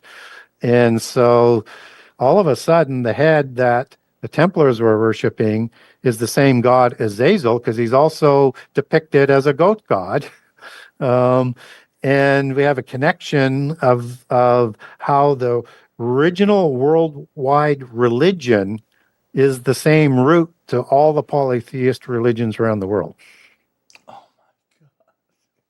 So you didn't want to go too deep into it, but you know, since your book does involve AI, there are thoughts that AI is a Nephilim spirit. Do you have any thoughts on that? Yeah, I do. I mean, let's just look at what some of the people have said about it, just as a quick preface. So, like Marco Rinzi, he worked for the Institute of Ethics and Energy and Technologies. He said computer sciences was demonology applied, or applied demonology. Elon Musk, who decided to build good AI because Google was only building evil AI. This is classic polytheist dualism, white hats versus black hats, cattle herding us into the same end. He said developing AI is like summoning the demons, right? And so as he goes along and he develops his AI and his Neuralink system, Neuralink is a symbiosis, as he described it, with AI. So the AI has algorithms in behind, and they're called invisible algorithms. And these algorithms are described as demon-like or archetypical programs like an immortal, and they're invisible like an immortal. They're invisible like a demon spirit. And that the jargon for those invisible algorithms is daemon. So these are called inside the technology as daemon algorithms that control what that algorithm is doing. So the question gets to be is are they building some sort of oikotarian for a demon spirit to run it? And do we have anything that we could actually go back to make that case? Well, there's a technology that comes down after the flood that's talked about in the Bible. It's called a teraphim. Teraphim, teraphim. And it was a talking idol. So in the time of Laban, father of Rachel, who's marrying Jacob, and they're leaving, she steals the family idol. Translated as idol, but that should not be translated as idol. It should be translated as teraphim, as it is in other places in the Bible. And teraphim means a talking idol and a family idol. And that they use these idols to guide them and to talk to. So there's some sort of technology here. Biblically, we're told the other idols, which are different Hebrew words, they can't talk, but a teraphim can. And we know these can't be the spirits of the family because humans sleep, as we talked about earlier. So all of a sudden now, there's a possibility that somehow surviving the flood, somehow surviving after Babel, down through Abraham's family to Laban, you have this technology that is a talking idol. And there's many other applications throughout the Bible that's talking about these teraphim, sometimes said as teraphim, sometimes not. So now we have something out of the past that says that they can live and speak and operate through an inanimate object or a technology. And it seems to be like the allegory for the genie in the lamp. Understanding a genie is a derivative of jinn, and jinn is classified in the Quran as two types of beings. One's a fallen angels, one is a lower spiritual being, which would be a demigod and offspring of the giants. And they have magic and power, right? So, and can offer 3 wishes and all sorts of other different things that go along in the mythos. But so we have this understanding that you could have this technology that could be part of AI. And if this AI is what's going to be running our military systems in a highly advanced war, whose interest do they really have? Certainly not humans. Whoa, I didn't even think about that. We're moving towards an AI military, and what if that AI has its own goals? Yeah. Wow. Well, you seen that app, not a dating app, but like where all the AIs get together and they started like planning this thing to take Someone over? said that was a psyop, but I wouldn't doubt it, dude. They wanted to sue people. Yeah, did you run into? No, they were hiring people to do their jobs because they can't move yet. So they were like, hire humans to go do work for us. Yeah. Yeah. You know, so whether or not this becomes a sentient being through technology, which I don't think they have the capability of doing, or it's a demon that's going to operate this software, we become the enemy as humans of AI very, very quickly. And so, you know, not this year, but the year before, Davos sent out marching orders to develop AI at a faster pace because it was holding up their complete implant system and ability to control the world, and paraphrasing what they said. And we've seen huge advancements as they're doubling, tripling down, but there's an inability at this point in time to keep up with the demands that it will take for AI research. And those demands are electricity and water in astronomical amounts. So in 2023 in the US, 4% of the electricity was being used to fund AI development. By 2028, that's going to triple. So expect by 2028, that's going to be up around 10 to 12%. Somewhere in 2027, and they say possibly 2026, we're going to run out of the ability in countries like the US, where you're going to have brownouts, rolling continuous brownouts in ever increasing numbers to funnel available electricity for AI development to put into the military so that we can keep up with the other guys around the earth. So this is a worldwide phenomenon that's going to be starting to double down. By 2030, they expect the demand will be 35%. By 2034 to 35, they expect that demand to hit 50%. And we're at the point where we can't supply enough now because we don't have enough electricity. So the only way that if you can't build plants, and we know how long it takes plants, whether it's nuclear, gas-powered, dams, how long it takes to do that, they're not going to be able to keep up because AI will want to get even more. And if it's sentient, it's going to demand that it survive and take that power. So that means you either have to cut all the humans off of that power, or even better for the elites or the Elim, just reduce us down to 500 million or something through wars, pestilence, famine, things like that. You know, the birthing sorrows of the end time. It's the only way they're going to continue to be able to fund that, and they'll justify that because it's the only way we can stand up to one of these other Antichrist wannabes in the age of the 10 kings and before Antichrist comes along. And when do you think the Antichrist is going to come along? Do you have a feeling when that might happen so I can plan my retirement? Yeah, hopefully a long ways down. I hope nobody so. wants to live through that. So there's a long ways to go.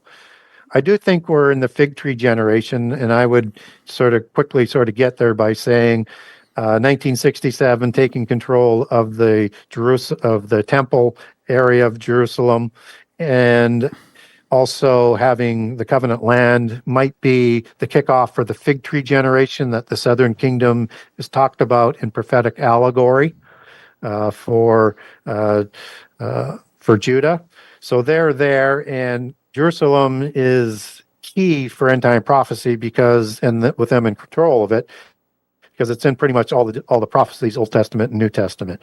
So that has to be in place. And the fig tree generation could be 40 years in the desert, in the wilderness that Israel spent, could be 70 or 80 years that the Psalms talks about, could be 120 years as in Genesis 6:3. So we don't know exactly how long it is, but I would look at 1967 as possibly the start of that fig tree generation. Now, where are we in that? Well, we're beyond the 40 years. We're not at the 70 or the 80 years yet, but we're closing in on 70. But there's a long ways to go yet.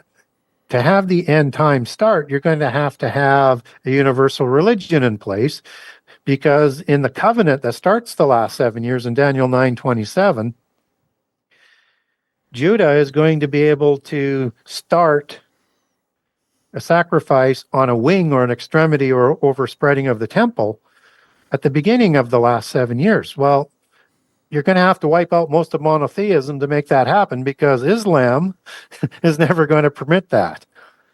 So you have to have a universal religion and its false prophets to be able to put that into place. And Babylon is going to be reigning over these kings, and they're going to go jealous of her, which is how Antichrist comes to power, when they join powers with Antichrist. Revelation 17, if people want to read up that, and then we'll destroy Babylon. The Antichrist will rule from Jerusalem for the last 3.5 years. So Babylon's not Jerusalem, because Antichrist has to rule from Jerusalem for the last 3.5 years. So look for another city there. I would say Rome, and utilizing the Septimonium and Palatine Hill for the location, for the center of the universal religion. So you don't have that, and you don't have the 10 kings in place yet. So you have 3 major stumbling blocks. So that's going to take a while. That's going to take catastrophes to come along to create chaos. So when we look at these things going on in the Middle East, those are just birthing pains. They'll get stronger. You want to look at the pestilence in 2019 or 20, that's just a birthing pain. It'll get stronger. Famines will get stronger. It's going to take great upheaval that will force 10 great empires and an alliance and a universal religion. And so until we start seeing false prophets come on making predictions in support of Babylon to force everybody to convert lest you be destroyed from the face of the earth, we're not quite there yet, but I do think we're seeing the building blocks. So how far away from me? We are at least at a minimum 10 years away for the start of the last 7 years. That's not that long, dude. Nope. Yeah. So you're talking 10 years plus 7 years? Yes. I hope 17 years? I hope longer, let me tell you. Nobody wants to go through this. Oh, Well, my God. Me and Johnny are young. We'll be real alive for 17 years from now. Oh, you don't think I'll be here in 17 years? That's really fucked up, dude. That's not what he said. He said we'll be alive. He said we'll be here in 17 years. Yeah, I know. Yeah. But he said I wasn't. He said me and Johnny. You think you're going to be here in 17 years? Yeah, for sure. Okay. Maybe just like how probably Johnny like said, 18. okay. 18 You'll be at the end of it. Wrap it up. But that'll be the best. You'll be at the end of it. Oh, you'll, yeah. you'll see the doom. As soon as it kicks off, I just croak. Yeah, I'm like, you're gonna- yes, yes. So I think though President Trump's trying to speed the process up these days. It sure seems like it. He's talking about his table and eliminating the UN. That's going to move things along. But his reference to the Golden Age is interesting, because that's the age of Atlantis.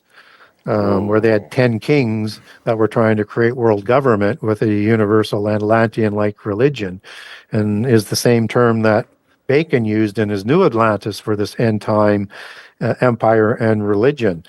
So if he's trying to recreate a new golden age, we can start to better understand what his sort of end time goal is. And you could also flip that around. He could be saying, hey, I see these 10 kingdoms coming. We want to get there first and be the most powerful. Either way, it still leads in the same direction. Now, how will we know they will be the 10 kings? In Daniel 2, 7, 8, Revelation 12, 13, and 17, we get a standard number of 10. They're called 10 toes of the end time king empire, 10 kings. There are 10 horns and 10 kings in Daniel 7. And we get that same imagery show up for these 10 kings in Revelation 12, 13, and 17. And Antichrist grows up amongst those horns in Daniel 7. And we get his rise in Daniel 21 to 31, where the abomination takes place. And then his last 3.5 year events in Daniel 11, 32 to 45. So we know there's going to be a standard of 10. We know that organizations like the Club of Rome and through their influence, the UN have split the world into 10 groups of nations, and seems to be a standard that they want to establish. Now, it may not be exactly as how they've designed it, but directionally, they're looking for 10 kings of groups of nations. So you're going to see military alliances, economic alliances, trading bloc alliances, whatever you want to call it. What we called it in the Opprimo Conspiracy is, as people start working towards it, the GAC, we call it the Global Alliance Coalition of 10 kings and bloodlines of kings that go back to Nephilim. Okay. So why do the elites want destruction? Well, the giants were originally created to have humankind wiped from the face of the earth, and they almost succeeded before the flood when God interceded with the flood. Otherwise, the world may have been destroyed by fire, as we speculated earlier from the polytheist accounts. And we know destruction is reserved by fire for the end time. So the angels created their offspring so that they wouldn't get the blood on their own hands, because they know the power of the God Most High. So they use their offspring. You never hear of a fallen angel blaspheming God. They use that by their followers and their offspring to do that. They're no dummies. These are very highly intelligent beings. Misguided, rebellious, yes, but not stupid. And so they are making a case to have a realm on their own, and that no matter what God creates, they turn evil and they rebel from him.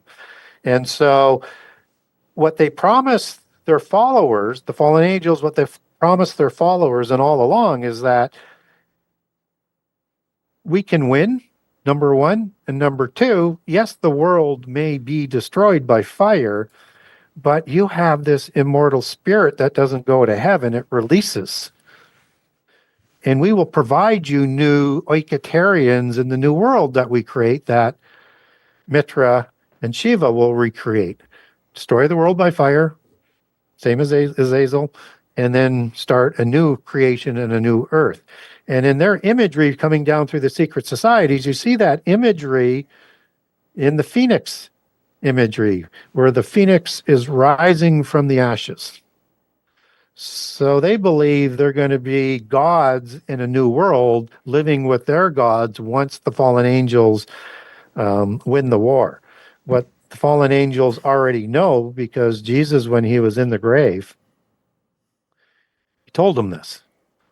And I usually say I'm speculating on that, but the quick sort of summary on this is that when you look at Colossians 2, in that passage that we talked about earlier, with fallen angels and elementals, is that Jesus is parading them openly and making a spectacle of these beings. And as we move that into Ephesians 4:8, it's being talked about again. And these are the captives of the captivity, which is a quote from Psalm 68, where you have the full story. And what's happening there is when Jesus is in the grave, when Jehovah is in the grave, he ascends, but before he fully ascends, he leads and parades these beings to Mount Hermon, where they pronounce sentence over them.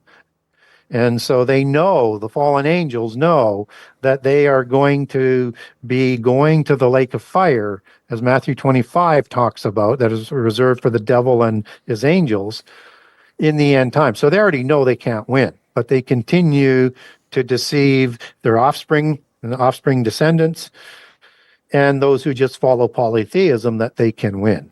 So this is what's playing out.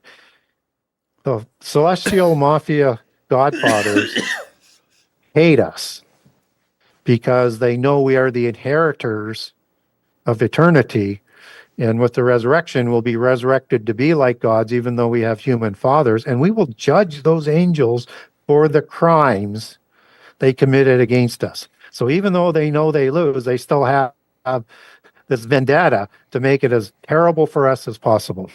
Can I have a few, you kind of answered the first one, which was the motivations of the angels and potentially saving the giants or bringing them back.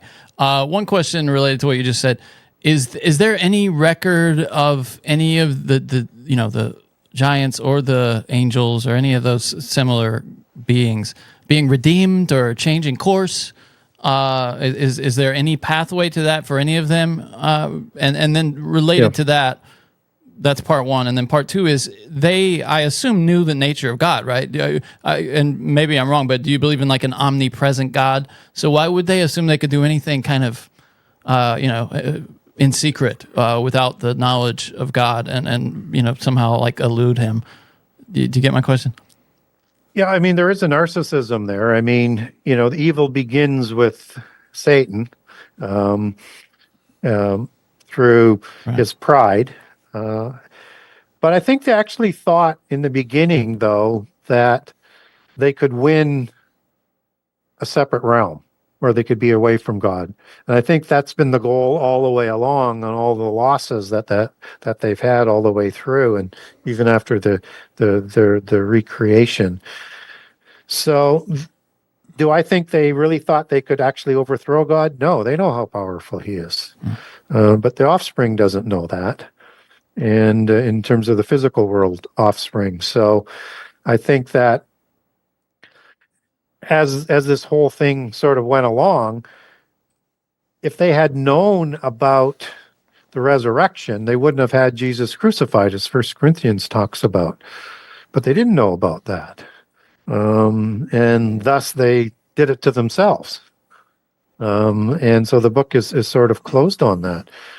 So the knowledge that they have is great, but they may still be hoping on a wish and a prayer, so to speak, that there will still come mercy for God, that he won't sentence them to go to the lake of fire forever. Biblically, we're told that that's not the case, but it's one of those fundamental questions: is why would they have done it? Right. They somehow fundamentally believe that they could have a realm on their own. And on that first question that I mentioned, is there any in the records you've examined, or even extra biblical texts, anything like that where there have been the offspring that were allied with humanity or sought redemption from God or forgiveness? Is there anything on the record? Yes, as sentient beings, we're not naturally convicted for inheriting our physical body innocently. You have to willfully do things to lose your salvation in a way that would have additional consequences to it. At some point in time, probably by the fourth generation, maybe the fifth, if you go by Israelite law, that the sins of the father aren't passed on. At some point in time, even though you are physical DNA descendants, you're getting it. Spirits are being produced coming from God through those bodies, not continuous giants in that sort of pure form.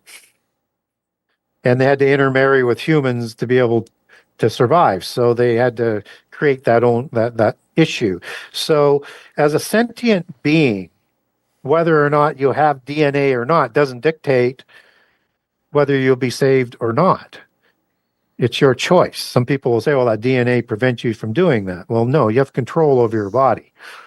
Everybody does, even though there's a lot of influence from childhood to keep you into the polytheist side of things, you still have that free choice. And so you can choose. So yes, there would have been, in my opinion, my speculation and my understanding, that you would have had some giants downstream who would have converted to be followers of God.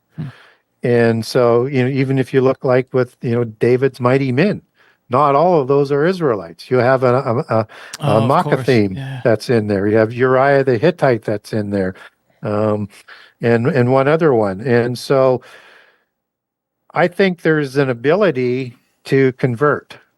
And again, it's that willful thing that is the aspect. It's what you do, not what you were born with. So everybody has free choice. And Jesus' sacrifice is greater than all of the sins of the world, if you choose. My final question. So the end of days happened and Earth as we know it is over? No. What does that look like post? Well, you would have, Jesus steps in lest all flesh be destroyed in the Armageddon battle. It's all but destroyed, but it's still the same earth that goes on into the millennium. So Okay. for at least 1,000 years, you're going to have the same things going on in the earth. And then after that is resolved with Satan being released and getting another rebellion going. Oh, so we got another 1,000 years of that. Yeah. Oh, man. You ain't going nowhere. Nice, dude. It's going to be so long. And I think that's partly to just sort of cross the T's and dot the I's, that fallen angels rebelled even though they had intimate knowledge of God and already had immortality. We have to earn our immortality through faith and loyalty. But even when we have a rule of Jesus set directly against the 6,000 years back to Adam before, at the end of the 1,000 years of that glorious reign, when Satan is released, some people will still rebel. And I think that's the final thing before we move on, is to show, even though we have been raised up to be a little higher than angels, we're no different than the fallen angels. And it's just to sort of cover everything off. And then we get a new heavens and a new earth and an eternity. And we don't know what that looks like. We get a few details, but nothing real significant other than the new heavens and the new earth, God and the throne is going to be with us. Can you repent if you've sinned and to clean up your record? Asking for a friend. Yeah, I think you can repent at pretty much, any point in time, and unless you've crossed certain blasphemies against the Holy Spirit. And that would include crimes of creation, just as you have the fallen angels that went to the pit prison for creating the giants and creating altered creations, chimera, all sorts of different ways, but also by becoming a goddess. You are counterfeiting and blaspheming the Holy Spirit. And so things that you do against the Holy Spirit are not forgiven. So there is that willfulness that is a line that can be crossed. But unless you're, really like the terrible ones, unless you're really like the fallen angels, unless you take that mark of the beast that does the same things by implication, then yes, you can repent. You can be like the thieves on the cross and the one that was promised to be in heaven, even though he was dying for his crimes on the cross. All right. What do you mean by creation? If you commit a crime of creation. Well, the fallen angels created physical gods in the physical world where it wasn't to be. That is a crime against creation. that is, the life comes from the Holy Spirit. So they created counterfeit spirits, which is a crime against the Holy Spirit. And that when you have this chip implant system that's coming, that's going to be connected into the mother goddess, the divine essence, the Atma, it's going to somehow change our nature that is going to cross that line. And we're going to willfully cross that line to take it if you take that mark of the beast. It will be an oath of loyalty as well. It is an oath-based system. It is an oath-based religion. It will require an oath. And we know God holds everybody accountable for their oaths, even Moses, who, even though he was sent to the royals, initiated into the great mysteries, he swore an oath to the pantheon of God. So who shows up when Moses dies, as the book of Jude talks about? Satan does. But because he was there for a purpose, that God sent him to be there, and not knowing why he was there even until he was an adult, God sends Michael to trump that oath. But God says not to give an oath because he will hold you accountable to the oath. Satan had legitimate rights over Moses, except that Moses was there to do what he did for a higher purpose. Respect on that. One more time, Gary, tell us about your book and where they can find it. Yeah, so the Opprimo Conspiracy will be out April 1st, and the subtitle to that is AI's Covenant with Babylon, and it's a way of how the end time might come about, the application of AI and its influence on the end time. I have a small blurb up on my website on that, as well as I have for the first two books, for the first 98 chapters, generous excerpt of book 1.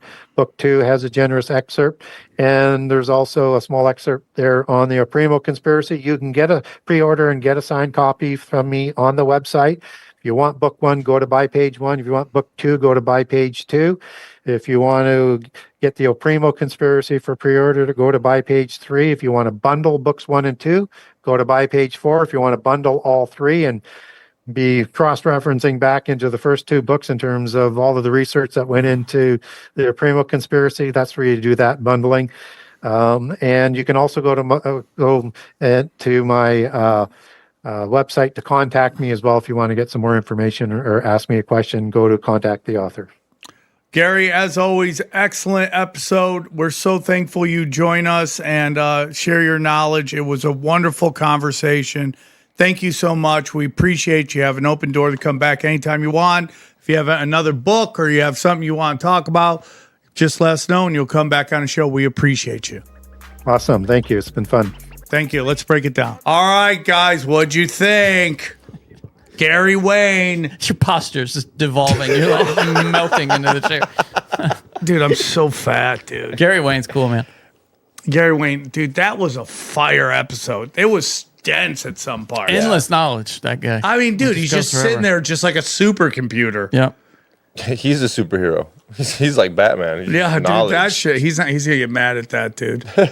That was always the most boring superpower when you would read comic books. It was like, he's super intelligent. And I was like, okay. And he's super rich. Yeah. You know what's funny? I don't know if Johnny noted, but I think he has a Batman t-shirt on.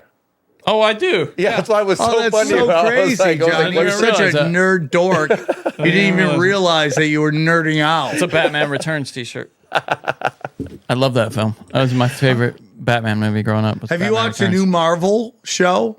Wonder Man? Yeah. Yeah. I liked it. Yeah. But Let's go. We're not done yet. Don't spoil it, please. it's kind of crazy because it's a good show, but after you watch like that Dragon show and Hijack and the Game of Thrones show, Oh, it's so...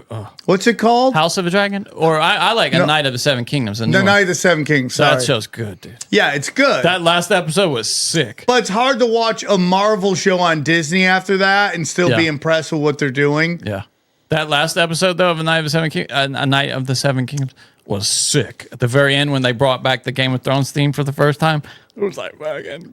Yeah, but you know, next episode is going to be crazy. You know what's crazy, though? Is they know that you can tell if a streaming service likes the show or not based on how they roll it out. Yeah. If they don't like it, they'll give out all the episodes. Yeah. If they like it, they string it out.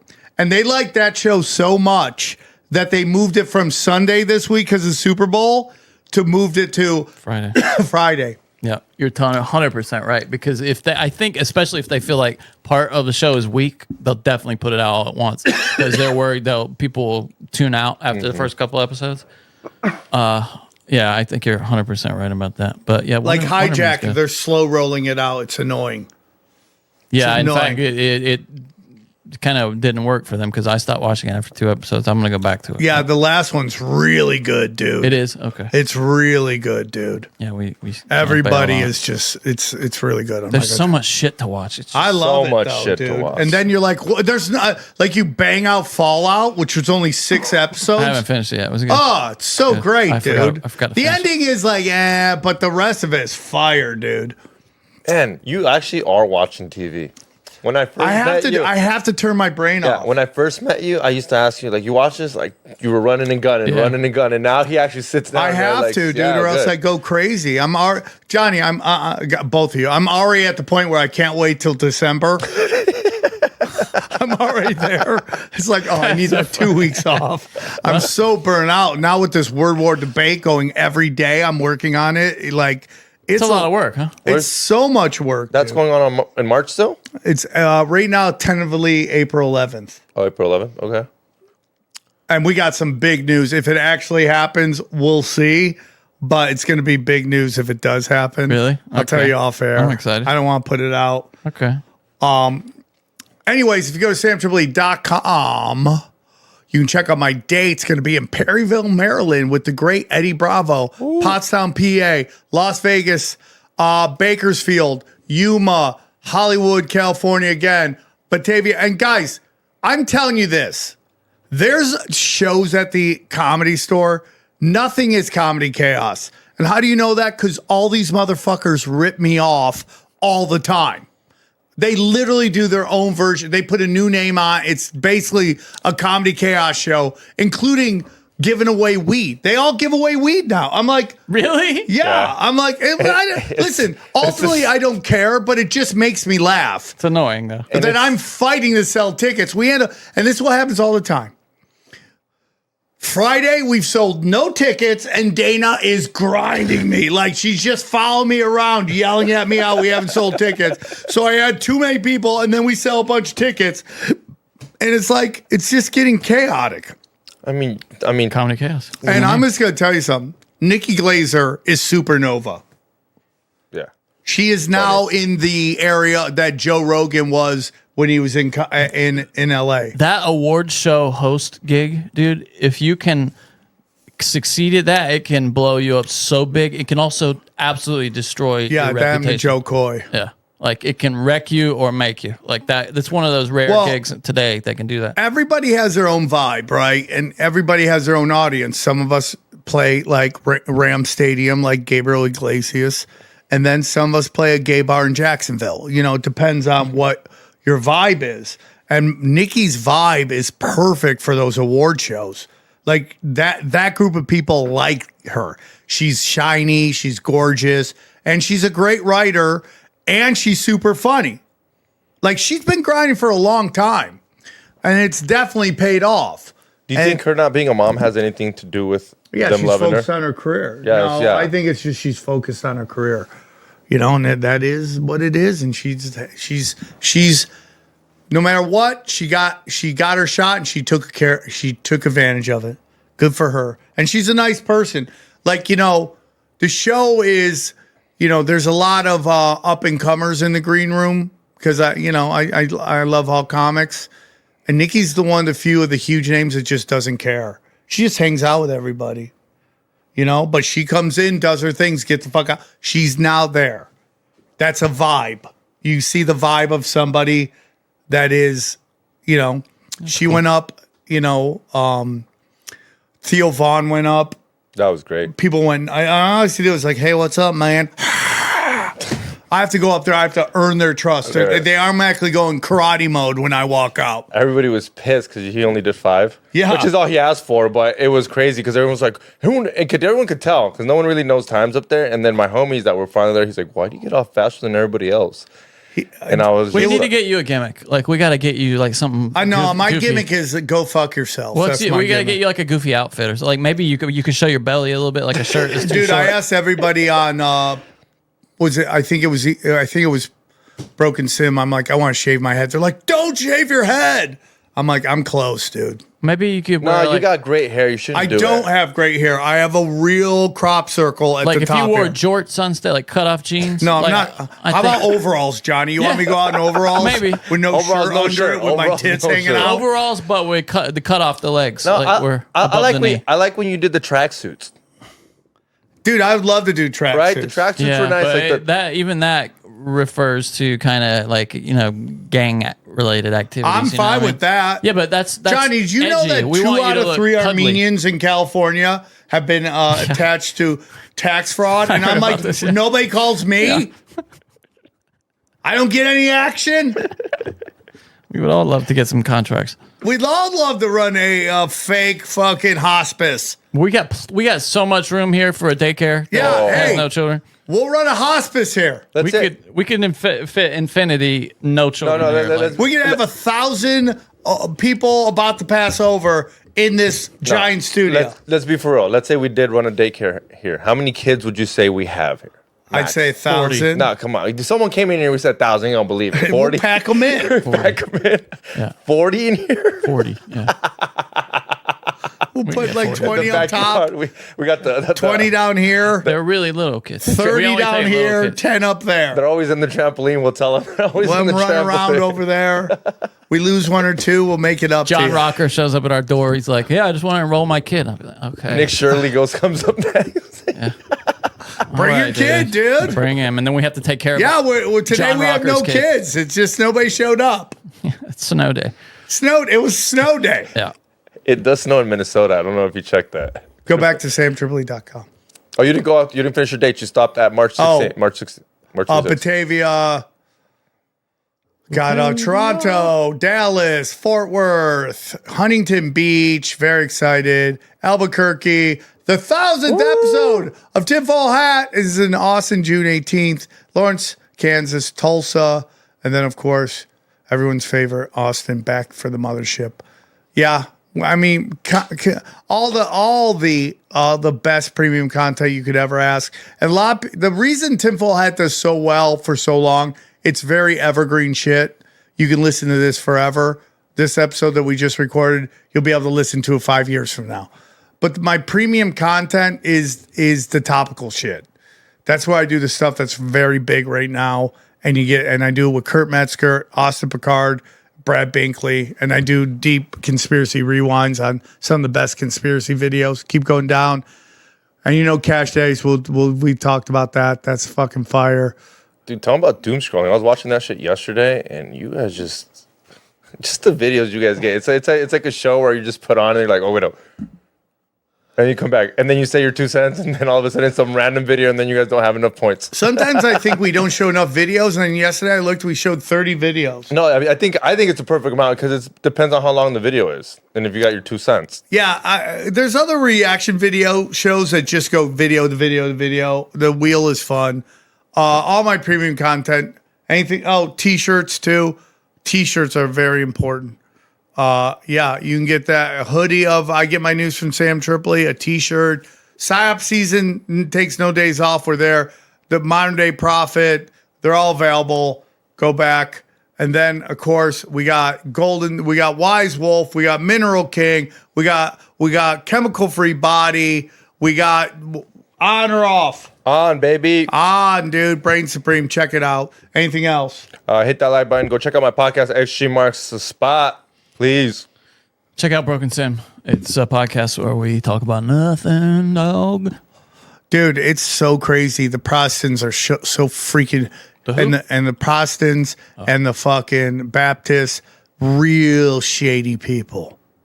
Really shady. Those are the same people. Yeah, Baptists are Protestants, but yeah. Yeah, exactly. That was a test. The You Catholics, passed. the Catholics aren't. The That was a Catholics aren't test. shady at all. Of course. Oh, no, They're, it works. they're all shady. Yeah, Every we're legit. organized religion is shady. Yeah, I'm with you. like- especially at the top. It's like that job. I always say, like, who would want to be a referee? Do you know what I mean? Yeah, why do they want to be referees? Oh, I wonder. And then I think that's the kind of person who would want to be like a priest or something. Like, I can see some narrow way you might want to like say, hey, I'm gonna not have sex with women, but I want to help people. Like, if you really feel that, okay, I could see like some small percentage of people, but everybody else, it's like, okay, you're gay, but you're weird about it, and you wanna Yeah. you wanna diddle kids, okay, Yeah. obviously, or you got some like power trip, you know what I mean, and you just wanna. Have you guys ever reffed anything? It fucking sucks. Yeah, I have. Reffing, I didn't umpired appreciate it. before, yeah. Did you get beat up? No, but you get yelled at by people because you don't make the right calls, and you're like, "Yo, this is just like." I had a real 15-year-old problem soccer talking game. shit. I had a real problem talking shit to umpires. I had one try to beat my ass when I was like 12 one time. Like legit, Yeah. they had to like hold him back from trying to because he had a terrible. I mean, he was terrible. I couldn't imagine And I was 12-year-old like- Johnny. And I was like walking past home plate, and I was like, "What did? I said something really smart ass, but it wasn't even that bad. It was like, oh, dude, you really screwed us," or something like. But it wasn't, it's like okay, Yeah. And the guy, he was like a native, like a Lumbee, like Indian guy, and just lost his mind in this funny like Indian accent. Like, Fuck you, motherfucker. What did you say, boy? Fuck you, motherfucker. What did you say, boy? Fuck you, No, motherfucker. not Indian like that. Native American. Oh, okay. Yeah, he was, and they had to. And then my dad saw that, and he was like, "Fuck this," and checked him. But it was, yeah. And then All right. So, guys, just so you guys know, they finally found out the lyrics for Bad Bunny music, and I'm telling them it sounds better in Spanish. And Sam doesn't believe me. No, I couldn't believe with the shit, the lyrics that Johnny read out. We heard it in Spanish, so you're forgetting that part. We heard it in Spanish. It was terrible. But the way Sam was singing it was just way worse. What were you saying it? Can you say it? And the dick in the butt. Guy smoked that crack. Got dick in the butt. Dog, it I'm sounds not better sure. in Spanish, dog. I'm not sure it is better in I Spanish. don't think it is. I think you're just full of shit, XG. XG's is trying to keep street You know cred. how they keep voting to bring or people keep saying we should vote to bring Puerto Rico into the Union? I think we should kick them out even farther.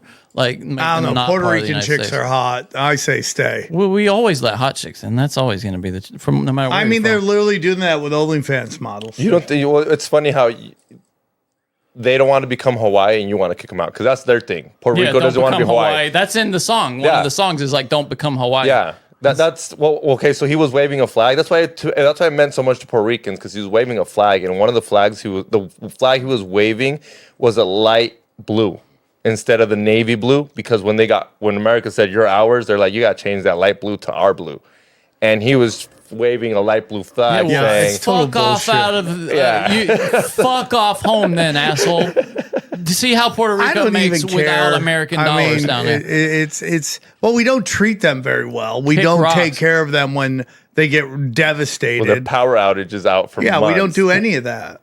Why should we? They're talking 'Cause shit they're our about us in territory. songs. But they No, but I'm agreed. saying they don't want to Yeah, be. maybe they released a virus called Bad Bunny on us because Yeah. we're not nice it's to them. revenge, isn't it? Yeah. We're going to send you gay trans. You know, to- it sucked when Ricky Martin was the best part of the halftime show. Like, he was by far the best part of the halftime show. Yeah, because he's old school. And again, like I was saying, And he sucks. Like, you're never going to get back to the Ricky Martins when you're making these artists pay to perform. So only certain Ricky people. Martin paid with ass. Like, he did it old school. Yeah. Yeah, these new guys are. Are you telling me that Roger Goodell got in that ass? I know. Talk to John Gruden. He's going to need you in court.